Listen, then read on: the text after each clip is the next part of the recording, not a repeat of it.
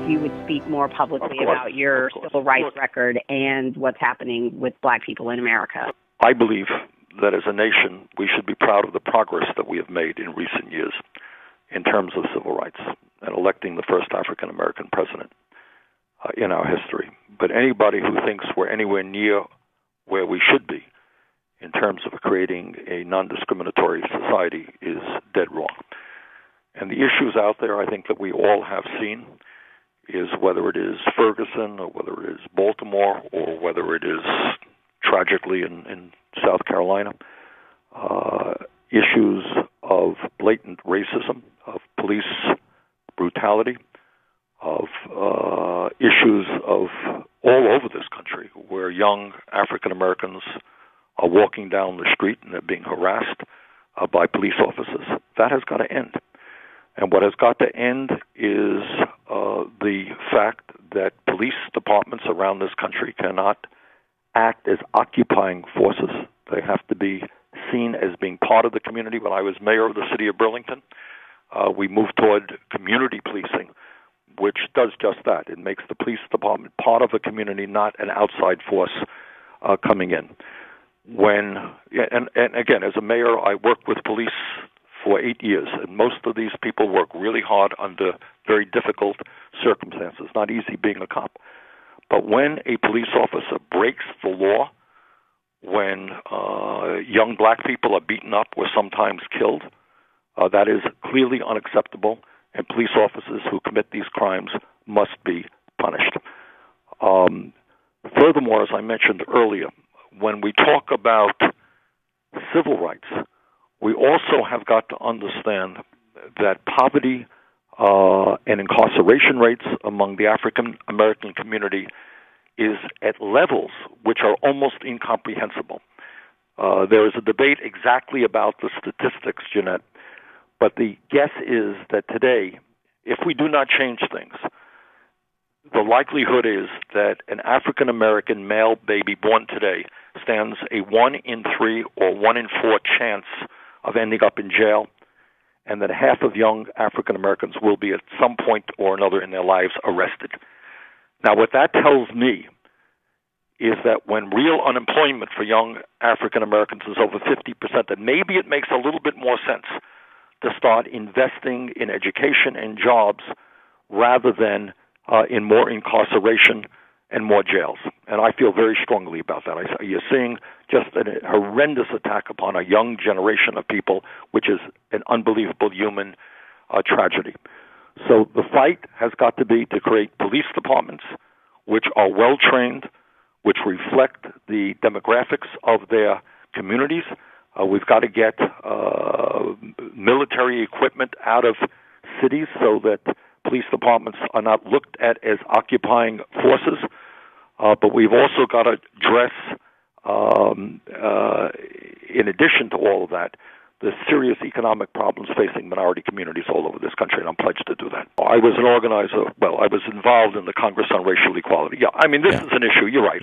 It's not something, it's something that I've been doing for my whole life, my adult life. When I was in college, I got arrested as part of a civil rights demonstration to end segregation in Chicago schools. I went to the University of Chicago. I was involved in making sure that the University of Chicago at that point did not run segregated housing. So, I've been involved in the civil rights movement for many, many years. But the point here is we can give all the great speeches that we want, but what we need is real action to break down racism in America and to create economic opportunity for all of our people, including young African Americans and young Hispanics. I don't think racism is part of our DNA. But I think when we start off with a nation that before, obviously, we became a nation where Africans were brought into this country to be slaves, where the Native Americans were treated beyond shamefully and driven off of their land, and in some cases massacred. We do start off, and where immigrants who came to this country, whether they're Irish or Italians or Asians or Jews, whoever they were often treated shamefully. There is a lot of that historical racist baggage that is around our shoulders. On the other hand, what I would tell you, Morris, is we have made some real progress in recent years, but we've got a long, long way to go. As I mentioned earlier, it is no small thing. We take it for granted that we have an African-American president of the United States.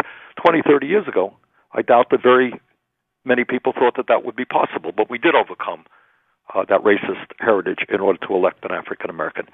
Today, what we are seeing is Republicans trying to divide us up, playing the anti-immigrant card often against Hispanics, and that is an issue that we have got to address very boldly through comprehensive immigration reform. So I think, and I believe this very sincerely, I'm not the first person to say this, but I do say, as somebody whose dad came to this country at the age of 17 without a nickel in his pocket and became as proud an American as you could possibly know because of the opportunities it gave him and his family. Being a nation of diverse people is, in fact, a real strength.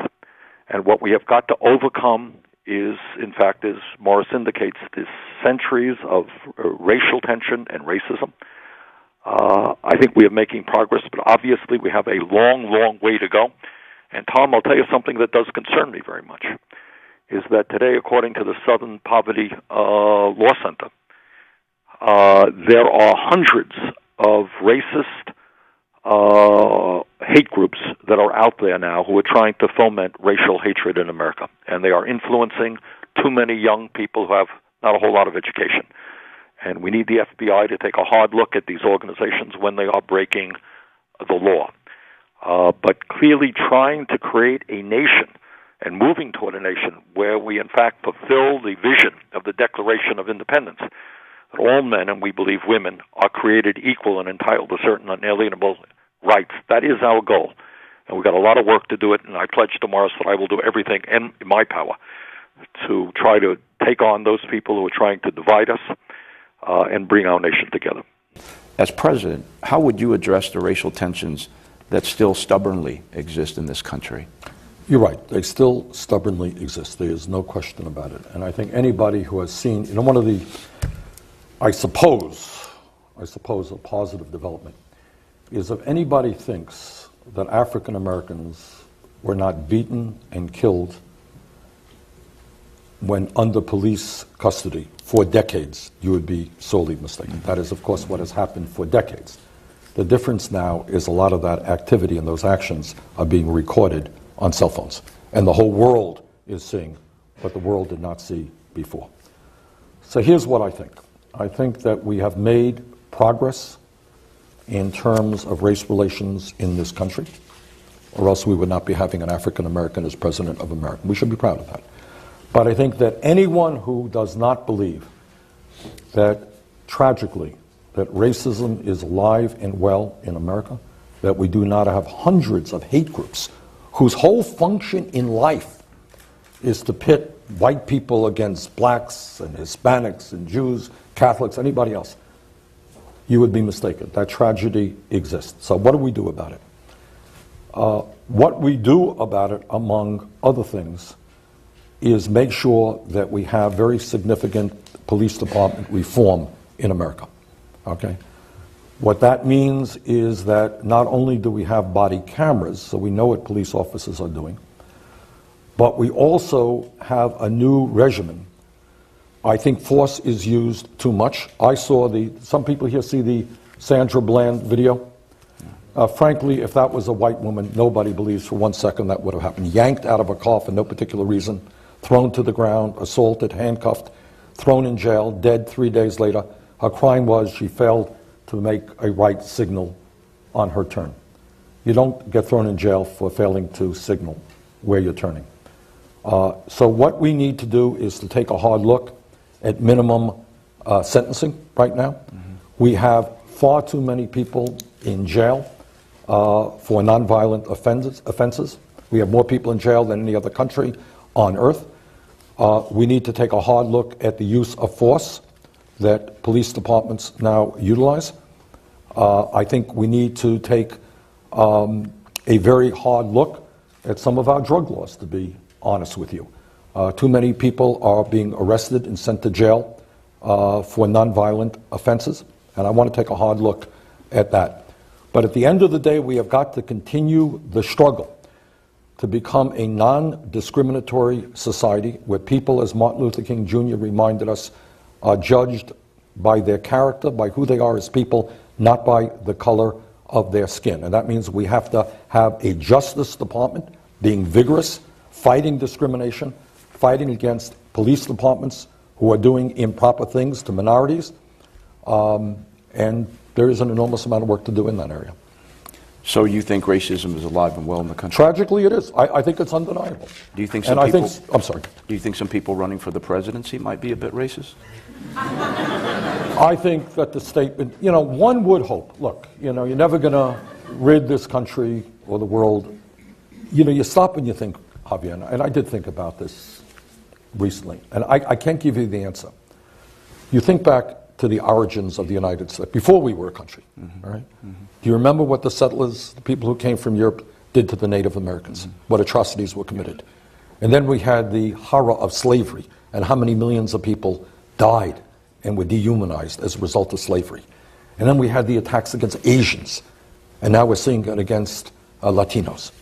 For whatever reason, I'm not a psychiatrist, and I do not know why people apparently feel good about themselves when they're putting down and insulting other people. The statements that Donald Trump made were clearly outrageous, And it troubles me very much that a candidate for president would stoop to that level, period.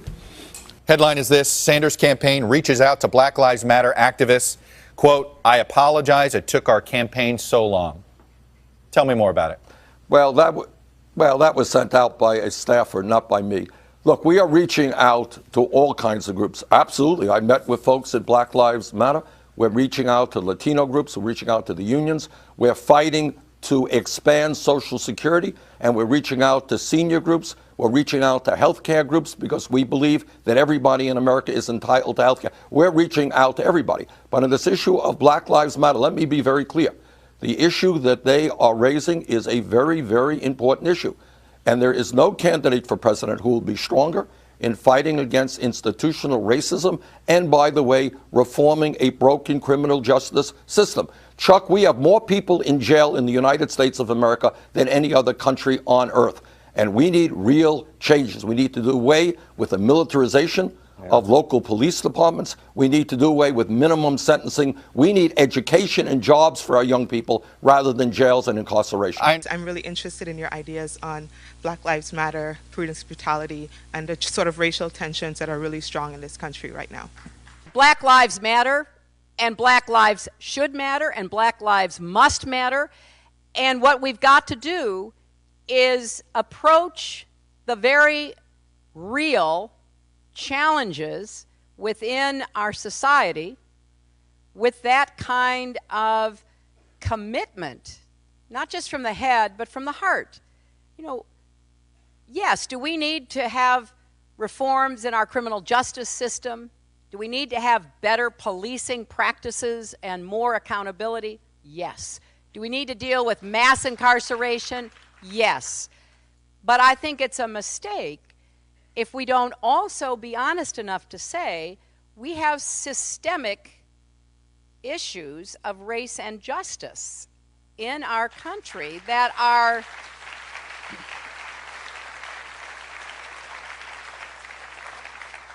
that are really troubling for anybody who came of age, as I did, during the Civil Rights era, who can remember when the Civil Rights Act was passed, when Selma happened, when the Voting Rights Act passed, who can remember the pictures, the images on TV, who can recall what it was like for so many of my friends who are African American when they were growing up and where they couldn't go and what they couldn't do. I'm disappointed we haven't made even more progress.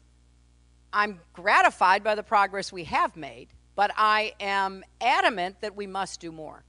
And so for me,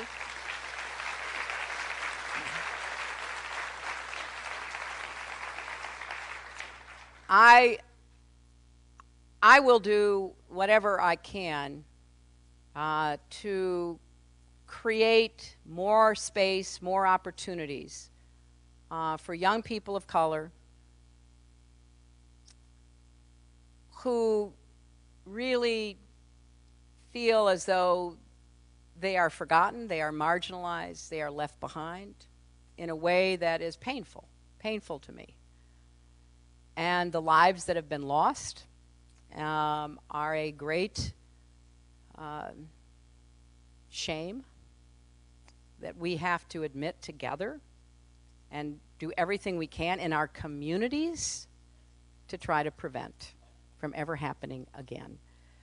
So I'm going to, during this campaign and then certainly as president, lay out an agenda, lay out a plan, work with communities across our country, bring people together, because we've come too far to go back now.